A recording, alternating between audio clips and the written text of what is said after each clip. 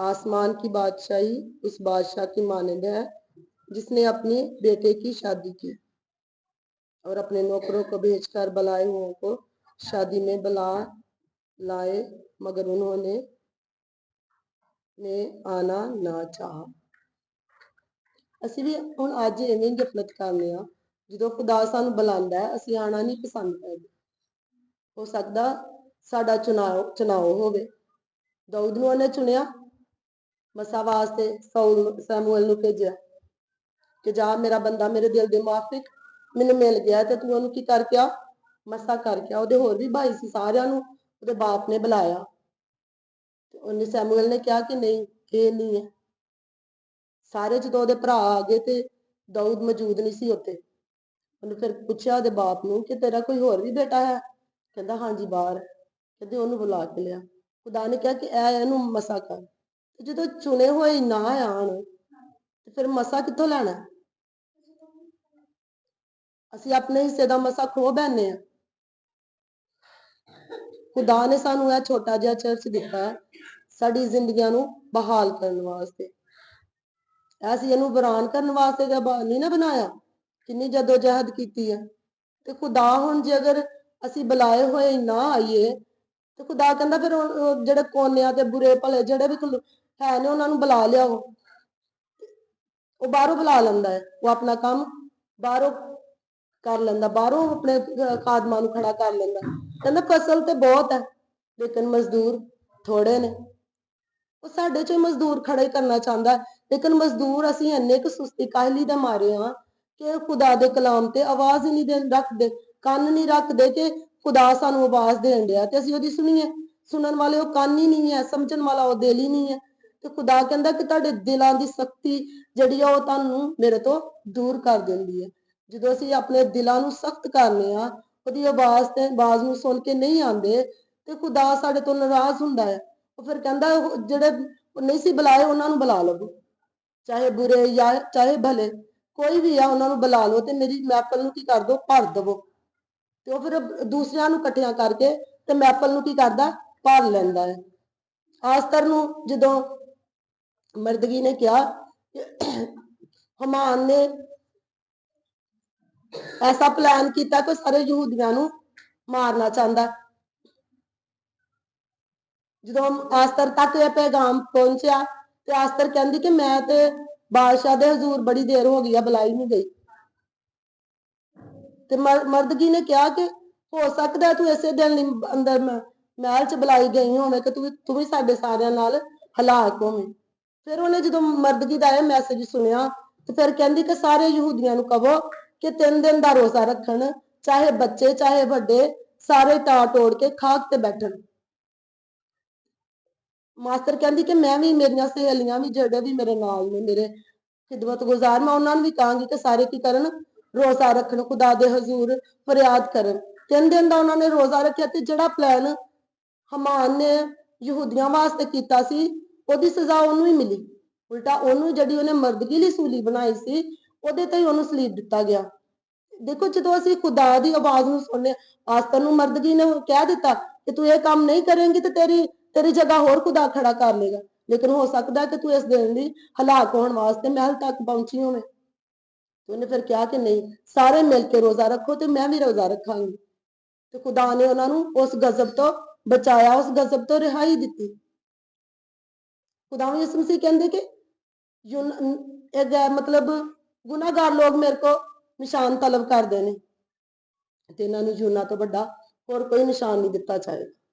ਯੂਨਾ ਨਬੀ ਨੇ 99 ਚ ਮੁਨਾਦੀ ਕੀਤੀ, ਉਹਨਾਂ ਲੋਕਾਂ ਨੇ ਖਾਕਸਾਰ ਹੋ ਕੇ, ਬਾਦਸ਼ਾਹ ਨੇ ਵੀ ਖਾਕਸਾਰ ਹੋ ਕੇ ਤੋਬਾ ਕੀਤੀ, ਟਾਹ ਟੋੜਿਆ, ਖਾਕ ਤੇ ਬੈਠ ਗਏ।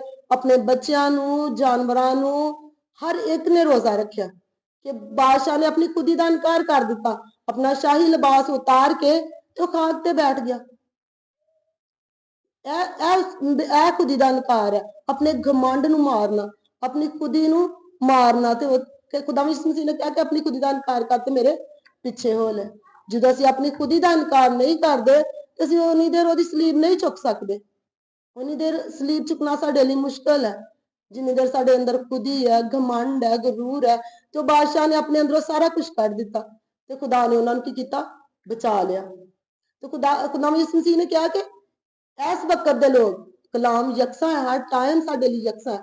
ਬੇਸ਼ੱਕ ਉਹ ਕੋਈ ਵੀ ਪੁਸ਼ਤ ਹੋਵੇ ਉਹਦੇ ਲਈ ਯਕਸਾ ਹੈ। ਕਹਿੰਦਾ ਇਸ ਦੌਰ ਦੇ ਲੋਕਾਂ ਨੂੰ ਉਸ ਦੌਰ ਦੇ ਯਾਨੀ 99 ਵਾਲੇ ਲੋਕ ਗੁਨਾਹਗਾਰ ਠਹਿਰਾਣਗੇ।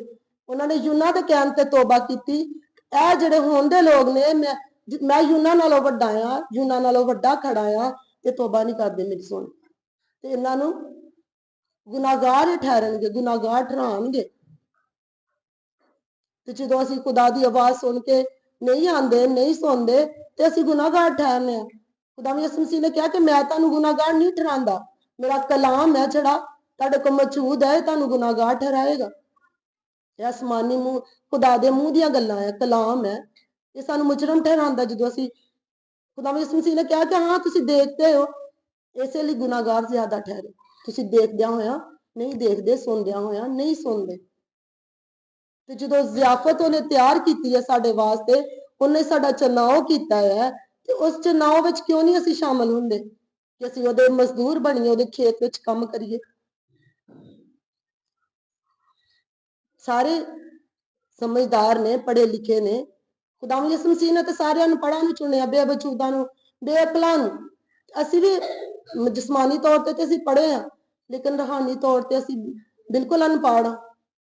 ਖੁਦਾਵੰਦ ਯਿਸੂ ਮਸੀਹ ਨੇ 3 ਸਾਲ ਉਹਨਾਂ ਦੀ ਤਰਬੀਅਤ ਕੀਤੀ, ਉਹਨਾਂ ਨੂੰ ਪੜ੍ਹਾਇਆ, ਮਤਲਬ ਆਪਣੀ ਤਾਲੀਮ ਸਿਖਾਈ। ਪੜ੍ਹਾਉਣਾ ਹੀ ਹੁੰਦਾ ਨਾ, ਜਦੋਂ ਕਿਸੇ ਨੂੰ ਸਿਖਾਉਣਾ ਉਹ ਪੜ੍ਹਾਉਣਾ ਹੀ ਹੁੰਦਾ।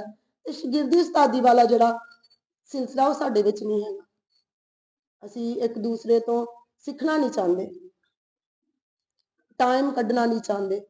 ਜਦੋਂ ਅਸੀਂ ਟਾਈਮ ਕੱਢਣਾ ਨਹੀਂ ਚਾਹੁੰਦੇ ਤਾਂ ਖੁਦਾ ਕਹਿੰਦਾ ਠੀਕ ਹੈ, ਮੇਰੇ ਬੁਲਾਇਆ ਹੋਇਆ ਨੂੰ, ਜਿਨ੍ਹਾਂ ਨੂੰ ਮੈਂ ਬੁਲਾਇਆ ਨਹੀਂ ਆਏ, ਤੇ ਤੁਸੀਂ ਜਿਹੜੇ ਮੋੜਾਂ ਤੇ ਖੜੇ ਨੇ, ਚਾਹੇ ਬੁਰੇ ਜਾਂ ਭਲੇ, ਉਹਨਾਂ ਨੂੰ ਬੁਲਾ ਲਿਆਓ ਤੇ ਮੇਰੀ ਮਹਿਫਲ ਨੂੰ ਕੀ ਕਰੋ? ਭਰ ਦੇਵੋ। ਜਦੋਂ ਖੁਦਾ ਨੇ ਦੇਖਿਆ ਕਿ ਮਹਿਫਲ ਭਰ ਗਈ ਹੈ, ਦੇਖਿਆ ਕਿ ਇੱਕ ਸ਼ਖਸ ਵਿੱਚ ਜਿਹੜਾ ਆ ਉਹ ਸ਼ਾਦੀ ਵਾਲਾ ਲਿਬਾਸ ਪਹਿਨ ਕੇ ਨਹੀਂ ਆਇਆ। ਇਹ ਕਲਾਮ मुकाशफा ਵਿੱਚ लिखा है कि मुझसे ये सफेद पोशाक ले ले ताकि तुझे नंगेपन की शर्मिंदगी का एहसास ना हो। खुदावंद यीशु मसीह सानू सफेद पोशाक देंदा कलाम दी, ताकि साडे गुनाहां तो सानू ढक सके। खुदा रूह कुदस सानू ढकदा है। लिखा है कि जब तक तुम्हें कुव्वत का लिबास ना मिले इसराइल से बाहर ना जाना। यानी कि जिन्नी देर तुहानू कुव्वत दा लिबास रूह कुदस नहीं मिलदा, उन्नी देर तुसी बाहर मनांदी करन ना जाओ। कुव्वत दे लिबास तो बगैर तुसी रूहां नहीं बचा सकदे, ओहदे लोगां नू नहीं बचा सकदे। ਉਹ ਜਿੱਦਾਂ ਦਾ ਮਜ਼ਦੂਰ ਖੁਦਾਵੰਦ ਯਿਸੂ ਮਸੀਹ ਕਹਿੰਦਾ, ਜਿੱਦਾਂ ਦੇ ਸ਼ਾਗਿਰਦ ਖੁਦਾਵੰਦ ਯਿਸੂ ਮਸੀਹ ਕਹਿੰਦਾ, ਉਦਾਂ ਦੇ ਸ਼ਾਗਿਰਦ ਅਸੀਂ ਨਹੀਂ ਬਣ ਸਕਦੇ ਜਿੰਨੀ ਦੇਰ ਸਾਡੇ ਕੋਲ ਕੁਵਤ ਦਾ ਲਿਬਾਸ ਨਹੀਂ ਹੈ। ਕੁਵਤ ਦਾ ਲਿਬਾਸ ਜ਼ਰੂਰੀ ਹੈ। ਕਹਿੰਦਾ ਕਿ ਤੂੰ ਸ਼ਾਦੀ ਦੇ ਲਿਬਾਸ ਤੋਂ ਬਗੈਰ ਕਿਉਂ ਕਰ ਸ਼ਾਦੀ 'ਚ ਆ ਗਿਆ। ਖੁਦਾ ਨੇ ਕਿਹਾ ਕਿ ਇਹਨੂੰ ਨਿਕੰਮੇ ਨੂੰ ਕਹਿੰਦੇ ਬਾਹਰ, ਜਿੱਥੇ ਰੋਣਾ ਤੇ ਦੰਦਾਂ ਦਾ ਪੀਸਣਾ, ਉੱਥੇ ਸੁੱਟ ਦੋ। ਜਦੋਂ ਸਾਡੇ ਕੋਲ ਇਹ ਲਿਬਾਸ ਨਹੀਂ ਹੈ, ਫਿਰ ਕਹਿੰਦਾ ਮੇਰੇ ਕੋਲ ਅੱਖਾਂ 'ਚ ਲਗਾਉਣ ਲਈ ਸੁਰਮਾ ਲੈ ਲਾ ਤਾਂ ਕਿ ਤੂੰ ਬੀਨਾ ਹੋ ਜਾ। ਇਹ ਕਲਾਮ ਸਾਨੂੰ ਬਿਨਾਈ ਅਤਾ ਕਰਦਾ, ਸਾਡੀਆਂ ਅੱਖਾਂ ਨੂੰ ਰੋਸ਼ਨੀ ਦਿੰਦਾ। ਫਿਰ ਕਹਿੰਦਾ ਮੈਂ ਤੈਨੂੰ ਸਲਾਹ ਦੇਣਾ ਕਿ ਮੁझसे आग में तपाया होया सोना खरीद ले ताकि तू दौलतमंद हो जा। ਇਹ ਕਲਾਮ ਦੀ ਦੌਲਤ ਸਾਨੂੰ ਬੇਸ਼ਬਹਾ ਕੀਮਤੀ ਸੋਨੇ ਦੇ ਵਾਂਗੂ ਹੈ। ਮਿਸਾਲ ਵਿੱਚ ਇਹਦੀ ਮਿਸਾਲ ਦਿੱਤੀ ਹੈ ਕਿ ਸੋਨੇ ਚਾਂਦੀ ਨਾਲੋਂ, ਮੁਰਝਾਉਣ ਨਾਲੋਂ ਇਹ ਕੀਮਤੀ ਹੈ, ਤੇਰੀਆਂ ਮਰਗੂਬ ਚੀਜ਼ਾਂ ਨਾਲੋਂ ਬੇਨਜ਼ੀਰ ਹੈ। ਤੇ ਅਸੀਂ ਬਾਕੀ ਚੀਜ਼ਾਂ ਲਈ ਤੇ ਬੜੀ ਮਿਹਨਤ ਕਰਨੇ ਆ, ਦੌੜ ਭੱਜ ਕਰਨੇ ਆ, ਲੇਕਿਨ ਇਸ ਕਲਾਮ ਵਾਸਤੇ ਅਸੀਂ ਟਾਈਮ ਕੱਢਣਾ ਪਸੰਦ ਨਹੀਂ ਕਰਦੇ, ਸੁਣਨਾ ਪਸੰਦ ਨਹੀਂ ਕਰਦੇ।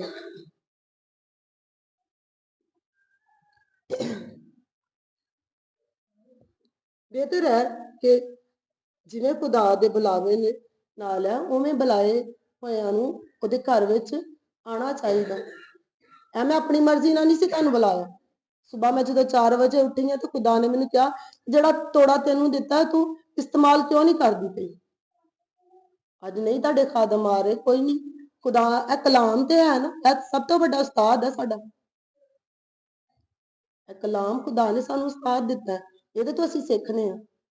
ਜ਼ਬੂਰ ਆ ਨਾ, ਸਿਖਾਵਾਂਗਾ ਤੈਨੂੰ, ਵਿਖਾਵਾਂਗਾ ਰਾਹ, ਤੇ ਖੁਦਾ ਸਾਨੂੰ ਸਿਖਾਉਂਦਾ, ਫਿਰ ਰਾਵਾਂ ਵਿਖਾਉਂਦਾ। ਜਿਵੇਂ ਮੂਸਾ ਨੂੰ ਉਹਨੇ ਰਾਵਾਂ ਵਿਖਾਈਆਂ ਤੇ ਬਨੀ ਇਸਰਾਈਲ ਤੇ ਉਹ ਕੰਮ ਜ਼ਾਹਿਰ ਕੀਤੇ ਜਿਹੜੇ ਖੁਦਾ ਨੇ ਉਹਨਾਂ ਨੂੰ ਅੱਗੇ ਲੈ ਕੇ ਜਾਣਾ ਸੀ। ਫਿਰ ਵੀ ਉਹਨਾਂ ਨੇ ਵੀ ਸਾਡੇ ਵਾਲਾ ਹੀ ਕੰਮ ਕੀਤਾ, ਉਹ ਬੁੜਬੜਾਉਂਦੇ ਰਹੇ, ਖੁਦਾ ਤੇ ਇਤਰਾਜ਼ ਕਰਦੇ ਰਹੇ ਕਿ ਲੈ ਅਸੀਂ ਮਿਸਰ ਵਿੱਚ ਹੀ ਮਰ ਜਾਂਦੇ ਤੇ ਚੰਗਾ ਨਹੀਂ ਸੀ। ਹੁਣ ਤੂੰ ਇੱਥੇ ਬਿਆਬਾਨ ਚ ਸਾਨੂੰ ਮਾਰਨ ਲਈ ਲੈ ਆਇਆ, ਤੂੰ ਉੱਥੇ ਹੀ ਮਰ ਜਾਂਦੇ ਤੇ ਬਿਹਤਰ ਸੀ। ਉਹਨਾਂ ਨੇ ਵੀ ਖੁਦਾ ਦੀ ਆਵਾਜ਼ ਨੂੰ, ਉਹਨਾਂ ਮੋਜ਼ਿਆਂ ਨੂੰ ਐਕਸੈਪਟ ਨਹੀਂ ਕੀਤਾ, ਨਾ ਹੀ ਉਹਨਾਂ ਤੇ ਕੋਈ ਕੰਨ ਧਰਿਆ, ਨਾ ਹੀ ਦਿਲ ਲਗਾਇਆ। ਬਸ ਆਪਣੀਆਂ ਮਤਲਬ ਦੀਆਂ ਚੀਜ਼ਾਂ ਤੇ ਉਹਨਾਂ ਦਾ ਦਿਲ ਸੀ, ਖਾਣ ਪੀਣ ਨੂੰ ਅੱਛਾ ਮਿਲ ਜਾਵੇ, ਪਹਿਨਣ ਨੂੰ ਅੱਛਾ ਮਿਲ ਜਾਵੇ। ਜਿਹੜਾ ਖੁਦਾ ਨੇ ਸਾਡੇ ਲਈ ਠਹਿਰਾਇਆ ਸੀ, ਇਸਰਾਈਲ ਲਈ ਠਹਿਰਾਇਆ ਸੀ, ਉਹਦੇ ਵੱਲ ਉਹਨਾਂ ਨੇ ਤਵੱਜੋ ਨਹੀਂ ਕੀਤੀ ਤੇ ਲਿਖਿਆ ਕਿ ਸਾਰੇ ਰਾਹ ਵਿੱਚ ਰਹਿ ਗਏ ਸਨ, ਕੋਈ ਵੀ ਉੱਥੇ ਨਹੀਂ ਜਾ ਸਕਿਆ। ਜਿਹੜੇ ਮਿਸਰ ਚੋਂ ਵੱਡੇ ਨਿਕਲੇ ਸੀ ਉਹ ਸਾਰੇ ਰਹਿ ਗਏ ਸੀ। 20 ਸਾਲ ਤੋਂ ਜਿਹੜੇ ਮਤਲਬ ਥੋੜੇ ਜਿਹੇ ਜਵਾਨ ਸਨ ਉਹੀ ਗਏ ਸਨ, ਬਾਕੀ ਸਾਰੇ ਜਿਹੜੇ ਪਹਿਲੇ ਵਾਲੇ ਸੀ ਸਾਰੇ ਰਾਹ ਵਿੱਚ ਰਹਿ ਗਏ ਸੀ। ਤੇ ਖੁਦਾ ਨੇ ਕਿਹਾ ਸੀ ਕਿ ਇਹਨਾਂ ਦੀਆਂ ਲਾਸ਼ਾਂ ਏਦਾਂ ਹੀ ਸੜਨਗੀਆਂ, ਕੋਈ ਮਿੱਟੀ ਪਾਉਣ ਵਾਲਾ ਵੀ ਨਹੀਂ ਹੋਏਗਾ। ਖੁਦਾ ਦੇ ਕਲਾਮ ਦੀ ਆਵਾਜ਼ ਜਿਹੜੀ ਹੈ ਇਹ ਸਾਡੇ ਲਈ ਹੈ, ਸਾਡੇ ਦਿਲਾਂ ਵਾਸਤੇ। ਕਹਿੰਦਾ ਹੁਣ ਇਹ ਗੀਤ ਗਾਣ ਦੇ ਸੀ ਕਿ ਭੇਸ ਬਦਲਾ ਕਿਆ ਹੁਆ ਦਿਲ ਕਾ ਬਦਲਣਾ ਚਾਹੀਏ। ਜਿੰਨੀ ਦੇਰ ਅਸੀਂ ਆਪਣੇ ਦਿਲ ਨੂੰ ਨਹੀਂ ਬਦਲਦੇ ਤੇ ਭੇਸ ਜਿੰਨਾ ਮਰਜ਼ੀ ਬਦਲ ਲਈਏ। ਖੁਦਾ ਯਿਸੂ ਮਸੀਹ ਨੇ ਵੀ ਕਿਹਾ ਐ ਸਫੇਦੀ ਫਿਰੀ ਹੋਈ ਕਬਰੋਂ, ਲੰਬੇ ਲੰਬੇ ਕਹਿੰਦੇ ਚੋਗੇ ਤੇ ਪਾ ਕੇ ਫਿਰਦੇ ਹੋ, ਤੁਹਾਡੀ ਰਕਾਬੀ ਤੁਸੀਂ ਬਾਹਰੋਂ ਸਾਫ਼ ਕਰਦੇ ਹੋ, ਅੰਦਰੋਂ ਓਦਾਂ ਹੀ ਕੀ ਹੈ, ਗੰਦ ਨਾਲ ਭਰੀ ਹੋਈ। ਇਹ ਅੰਦਰੋਂ ਖਾਲੀ ਆਪਣੇ ਆਪ ਨੂੰ ਕਰਨਾ, ਅੰਦਰ ਨੂੰ ਸਾਫ਼ ਕਰਨਾ, ਖੁਦਾਵੰਦ ਯਿਸੂ ਮਸੀਹ ਲਈ ਤਿਆਰ ਕਰਨਾ। ਜਿੰਨੀ ਦੇਰ ਅਸੀਂ ਉਹਦੇ ਲਈ ਤਿਆਰ ਨਹੀਂ ਕਰਦੇ, ਉਹਦੇ ਲਈ ਮੁਹੱਬਤ ਉਹ ਨਹੀਂ ਰੱਖਦੇ, ਉਨੀ ਦੇਰ ਅਸੀਂ ਖਿੱਚ ਕੇ ਉਹਦੇ ਕੋਲ ਨਹੀਂ ਆ ਸਕਦੇ, ਉਸ ਚੁਣਾਵ ਚ ਅਸੀਂ ਸ਼ਾਮਲ ਨਹੀਂ ਹੋ ਸਕਦੇ। ਇਹ ਮੁਹੱਬਤ ਅਸੀਂ ਉਹਦੇ ਲਈ ਵਿਖਾਵਾਂਗੇ ਤੇ ਫੇਰ ਹੀ ਉਹ ਸਾਨੂੰ ਚੁਣਿਆ ਹੋਇਆ ਚ ਸ਼ਾਮਲ ਕਰੇਗਾ ਨਾ। ਕਿਉਂ ਖੁਦਾਵੰਦ ਯਿਸੂ ਮਸੀਹ ਨੂੰ ਜ਼ਰੂਰਤ ਪਈ ਕਿ ਬਾਹਰ ਜਿਹੜੇ ਨੇ ਕੋਨਿਆਂ ਤੇ ਮੋੜਾਂ ਤੇ ਖੜੇ ਆ, ਚਾਹੇ ਬੁਰੇ ਚਾਹੇ ਭਲੇ, ਉਹਨਾਂ ਨੂੰ ਬੁਲਾ ਲਿਆ। ਇਸ ਲਈ ਕਿ ਸੁਣਨ ਵਾਲਿਆਂ ਨੇ ਆਪਣੇ ਦਿਲਾਂ ਦੀ ਸਖਤੀ ਦਿਖਾਈ, ਆਪਣੇ ਕੰਮਾਂ ਨੂੰ ਜ਼ਿਆਦਾ ਅਹਿਮੀਅਤ ਦਿੱਤੀ। ਕੋਈ ਕਹਿੰਦਾ ਮੈਂ 12 ਬੈਲ ਜੋੜੀ ਲਿਆਏ ਨੇ, ਮੈਂ ਉਹਨਾਂ ਨੂੰ ਵੇਖਣ ਚੱਲਣਾ ਆ। ਕਿਸੇ ਨੇ ਕਿਹਾ ਮੈਂ ਸ਼ਾਦੀ ਕੀਤੀ ਆ, ਮੈਂ ਤੇ ਆਪਣੇ ਘਰ ਚ ਬੜਾ ਬਿਜ਼ੀ ਹਾਂ। ਕਿਸੇ ਨੇ ਕੁਛ ਕਿਹਾ, ਕਿਸੇ ਨੇ ਕੁਛ ਕਿਹਾ, ਯਾਨੀ ਕਿ ਆਪਣੇ ਕੰਮਾਂ ਨੂੰ ਜ਼ਿਆਦਾ ਅਹਿਮੀਅਤ ਦਿੱਤੀ। ਇਹ ਕਲਾਮ ਸਾਨੂੰ ਸਿਖਾਉਂਦਾ ਹੈ ਸਾਡੀ ਤਰਬੀਅਤ ਵਾਸਤੇ, ਸਾਡੀ ਤੰਬੀਹ ਵਾਸਤੇ, ਸਾਨੂੰ ਸਿੱਧੀ ਰਾਹ ਤੇ ਲੈ ਕੇ ਜਾਣ ਵਾਸਤੇ, ਤਾਂ ਕਿ ਸਾਡੀਆਂ ਜ਼ਿੰਦਗੀਆਂ ਬਚ ਜਾਣ। ਕਲਾਮ ਚ ਲਿਖਿਆ ਕਿ ਖੁਦਾਵੰਦ ਤਹੱਮਲ ਕਰਕੇ ਠਹਿਰਿਆ ਰਹਿੰਦਾ ਤਾਂ ਕਿ ਸਭ ਦੀ ਤੋਬਾ ਤੱਕ ਨੌਬਤ ਪਹੁੰਚੇ। ਤੇ ਤਹੱਮਲ ਦਾ ਇਹ ਮਤਲਬ ਨਹੀਂ ਹੈ ਕਿ ਅਸੀਂ ਇੰਨੀ ਸਖਤ ਦਿਲੀ ਦਿਖਾਈਏ। ਆਪਣੇ ਠਹਿਰਾਏ ਹੋਏ ਟਾਈਮ ਚੋਂ ਸਾਨੂੰ ਟਾਈਮ ਕੱਢਣਾ ਮੁਸ਼ਕਲ ਹੋ ਜਾਏ। ਮੈਂ ਸਭ ਨੂੰ ਕਹਿ ਕੇ ਆਈ ਸਾਂ, ਸਭ ਦੇ ਹੀ ਕਰ ਗਈ ਸਾਂ, ਮੇਰੇ ਵੱਲੋਂ ਨਹੀਂ ਸੀ, ਇਹ ਖੁਦਾ ਦੀ ਆਵਾਜ਼ ਸੀ, ਲੇਕਿਨ ਅਸੀਂ ਸੁਣਨਾ ਪਸੰਦ ਨਹੀਂ ਕਰਦੇ। ਦੇਖੋ ਮੈਂ ਤਾਂ ਕੁਛ ਵੀ ਨਹੀਂ ਆ, ਖੁਦਾ ਨੇ, ਪਹਿਲੇ ਵੀ ਤਾਂ ਮੈਂ ਤੁਹਾਡੇ ਵਿੱਚ ਹੀ ਸਾਂ ਨਾ, ਪਹਿਲੇ ਮੈਂ ਤੁਹਾਨੂੰ ਕਿੰਨਾ ਕੁ ਕਹਿੰਦੀ ਰਹੀ ਹਾਂ ਕਿ ਅੱਜ ਦੁਆ ਕਰੀਏ। ਮੈਂ ਆਪਣੇ ਬੱਚਿਆਂ ਨੂੰ ਨਹੀਂ ਸੀ ਬਿਠਾ ਸਕਦੀ, ਉਹਦਾ ਫਜ਼ਲ ਹੈ, ਉਹਨੇ ਮੇਰਾ ਮੂੰਹ ਖੋਲਿਆ ਹੈ, ਕਹਿੰਦਾ ਮੈਂ ਤੇਰਾ ਮੂੰਹ ਖੋਲਾਂਗਾ, ਫਿਰ ਜਦੋਂ ਮੈਂ ਖੋਲਾਂਗਾ ਤੇ ਤੂੰ ਚੁੱਪ ਨਹੀਂ ਰਹੇਂਗਾ। ਹਾਂਜੀ ਬਿਲਕੁਲ, ਕਹਿੰਦਾ ਮੇਰੇ ਜਿਹੜੇ ਖਾਦਮ ਨੇ, ਚੁਣੇ ਹੋਏ ਨੇ, ਜਿਹੜਾ ਉਹਨੂੰ ਛੂੰਦਾ ਮੇਰੀ ਅੱਖ ਦੀ ਪੁਤਲੀ ਨੂੰ ਛੂੰਦਾ। ਇਹ ਸ਼ੁਕਰ ਹੈ ਖੁਦਾ ਦਾ ਕਿ ਸਾਡੇ ਵਿੱਚ ਸੱਚਾਈ ਹੈ ਤੇ ਅਸੀਂ ਇੱਕ ਦੂਸਰੇ ਤੋਂ ਸਿੱਖੀਏ ਤਾਂ ਕਿ ਦੂਸਰਿਆਂ ਨੂੰ ਸਿਖਾਉਣ ਵਾਲੇ ਬਣੀਏ, ਨਾ ਕਿ ਅਸੀਂ ਉਲਟਾ ਸੀਧਾ ਸਿੱਖ ਕੇ ਤੇ ਆਪਣੀਆਂ ਜ਼ਿੰਦਗੀਆਂ ਨੂੰ ਹਲਾਕ ਕਰੀਏ। ਇਹ ਕਲਾਮ ਦੇ ਮੁਤਾਬਕ ਪੌਲੁਸ ਕਹਿੰਦਾ ਕਿ ਜਿਹੜਾ ਸੱਚਾਈ ਦੇ ਨਾਲ ਇਸ ਕਲਾਮ ਦੇ ਮੁਤਾਬਕ ਤੁਹਾਨੂੰ ਤਾਲੀਮ ਨਹੀਂ ਦਿੰਦਾ, ਉਹਦੀ ਨਾ ਸੁਣੋ। ਹੁਣ ਇਹ ਬੱਚੇ ਸਾਨੂੰ ਪਰਖ ਹੋਏਗੀ ਤੇ ਫੇਰ ਹੀ ਅਸੀਂ ਪਰਖ ਕਰ ਸਕਾਂਗੇ ਨਾ, ਜਦੋਂ ਆਪਣੇ ਸਾਡੇ ਅੰਦਰ ਸੱਚਾਈ ਹੋਏਗੀ ਤੇ ਫੇਰ ਹੀ ਅਸੀਂ ਦੂਸਰਿਆਂ ਨੂੰ ਪਰਖ ਸਕਾਂਗੇ।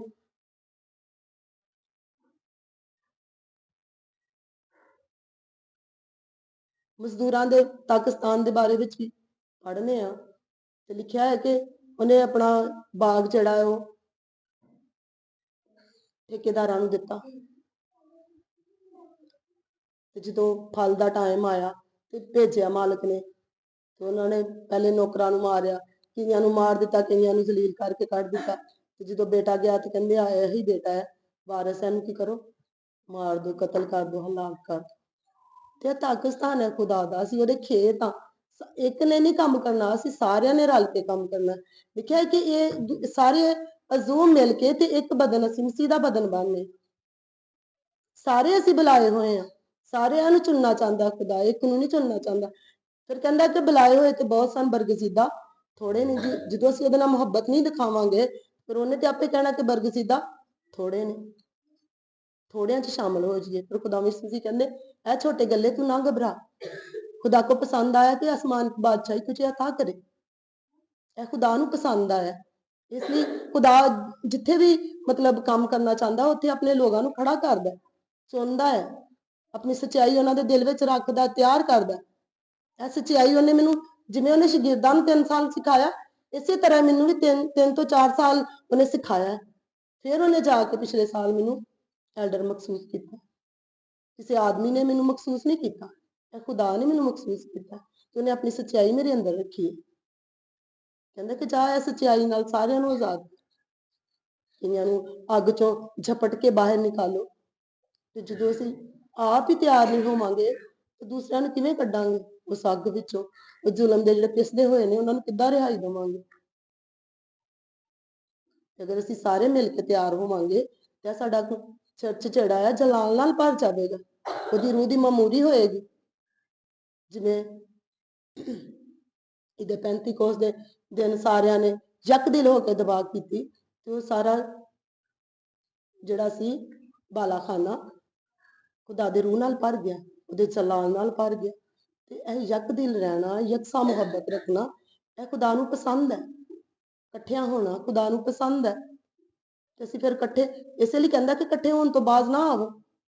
ਦੇਖੋ ਬਹੁਤ ਜ਼ਿਆਦਾ ਟਾਈਮ ਤੇ ਨਹੀਂ, ਤੇ ਚਲੋ ਸੰਡੇ ਵਾਲੇ ਦਿਨ, ਜੁਮੇ ਵਾਲੇ ਦਿਨ, ਬਹੁਤ ਜ਼ਿਆਦਾ ਹਫਤੇ 'ਚ ਕਈ ਤਾਂ ਹਰ ਮਤਲਬ ਜਾਣੀ ਕਿ ਡੇ ਬਾਏ ਡੇ ਰੋਜ਼ ਇਕੱਠੇ ਹੁੰਦੇ ਨੇ। ਚਲੋ ਅਗਰ ਨਹੀਂ ਅਸੀਂ ਇਕੱਠੇ ਰੋਜ਼ ਹੋ ਸਕਦੇ, ਸੰਡੇ ਵਾਲੇ ਦਿਨ ਹੋ ਜਾਈਏ, ਜੁਮੇ ਵਾਲੇ ਦਿਨ ਹੋ ਜਾਈਏ। ਬੁੱਧ ਮੀਟਿੰਗ ਸੀ, ਬੁੱਧ ਮੀਟਿੰਗ 'ਚ ਵੀ ਮਤਲਬ ਪਹਿਲੇ 1-2 ਚੀਜ਼ ਆਉਂਦਾ ਸੀ, ਹੁਣ ਉਹ ਵੀ ਨਹੀਂ ਆਉਂਦੇ, ਕਿਉਂਕਿ ਆਪਣੇ ਅਸੀਂ ਕੰਮਾਂ ਨੂੰ ਜ਼ਿਆਦਾ ਤਰਜੀਹ ਦਿੰਦੇ ਹਾਂ ਖੁਦਾ ਨੂੰ। ਖੁਦਾ ਨੇ ਜਦੋਂ ਪੁੱਛਿਆ ਤੇ ਕੀ ਜਵਾਬ ਦੇਵਾਂਗੇ ਕਿ ਅਸੀਂ ਕਿਹੜੇ ਕਿਹੜੇ ਕੰਮ ਕਰਦੇ ਹਾਂ? ਜਿਸਮਾਨੀ ਖੁਰਾਕ ਲਈ ਤਾਂ ਅਸੀਂ ਬਹੁਤ ਮਿਹਨਤ ਕਰਨੇ, ਲੇਕਿਨ ਰੂਹਾਨੀ ਖੁਰਾਕ ਲਈ ਅਸੀਂ ਕੁਛ ਮਿਹਨਤ ਨਹੀਂ ਕਰਦੇ ਜਿਹੜੀ ਜ਼ਰੂਰੀ ਹੈ। ਆਵਾਜ਼ ਵਿੱਚ ਕਹਿੰਦਾ ਕਿ ਸੁਬਾਹ ਜਾਗਣਾ, ਰਾਤ ਤੱਕ ਤੇਰਾ ਅਣਥੱਕ ਮਿਹਨਤ ਕਰਨਾ ਅਬਸ ਹੈ, ਤੂੰ ਕੁਛ ਵੀ ਨਹੀਂ ਕਰ ਸਕਦਾ ਇੰਨੀ ਮਿਹਨਤ ਕਰਕੇ। ਫਿਰ ਕਹਿੰਦਾ ਇੱਕ ਵਕਤ ਦੀ ਤੂੰ ਰੋਟੀ ਖਾਣਾ, ਸੁਬਾਹ ਤੋਂ ਲੈ ਕੇ ਸ਼ਾਮ ਤੱਕ ਜਿਹੜੀ ਮਿਹਨਤ ਕਰਨਾ, ਇਹ ਥਕਾਣ ਵਾਲੀ ਮਿਹਨਤ ਹੈ। ਖੁਦਾ ਯਿਸੂ ਮਸੀਹ ਨੇ ਕਿਹਾ ਕਿ ਮੇਰੇ ਕੋਲ ਚੂਆ ਲੈ ਲਓ ਜਿਹੜਾ ਨਰਮ ਮੁਲਾਇਮ ਤੇ ਬੋਝ ਤੋਂ ਹਲਕਾ ਹੈ। ਤੇ ਅਸੀਂ ਭਾਰੀ ਬੋਝ ਦੇ ਚੂਹੇ ਚੁੱਕਨੇ ਆ ਜਿਹੜੇ ਸਾਡੇ ਕੰਧਿਆਂ ਤੇ ਨਿਸ਼ਾਨ ਬਣਾ ਦਿੰਦੇ ਨੇ।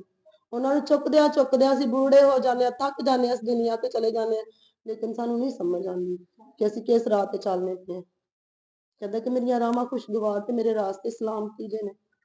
ਸਲਾਮਤੀ ਦੀਆਂ ਰਾਹਾਂ ਵਿੱਚ ਚੱਲੀਏ ਤਾਂ ਕਿ ਉਹਦੇ ਚੁਣੇ ਹੋਏ ਠਹਿਰੀਏ, ਉਹਦੇ ਬੁਲਾਏ ਹੋਏ ਠਹਿਰੀਏ। ਕਹਿੰਦਾ ਉਸੇ ਤਰ੍ਹਾਂ ਚਲੋ ਜਿਸ ਤਰ੍ਹਾਂ ਮੈंने ਬੁਲਾਇਆ था, ਜਿਸ ਤਰ੍ਹਾਂ ਮੈਂ ਕਹਿੰਦਾ ਬੁਲਾਇਆ, ਜਿਵੇਂ ਤੁਹਾਨੂੰ ਸੱਚਾਈ ਦੱਸੀ ਆ ਉਵੇਂ ਚੱਲੋ।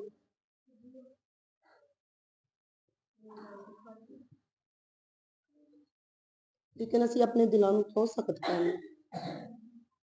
खुदा ते नरमी सिखांदा है, मैं हलीम ते फरोतन मुझसे सीखो क्योंकि मैं हलीम और दिल का फरोतन हूँ तो तुम्हारी जाने जिंदा रहेगी।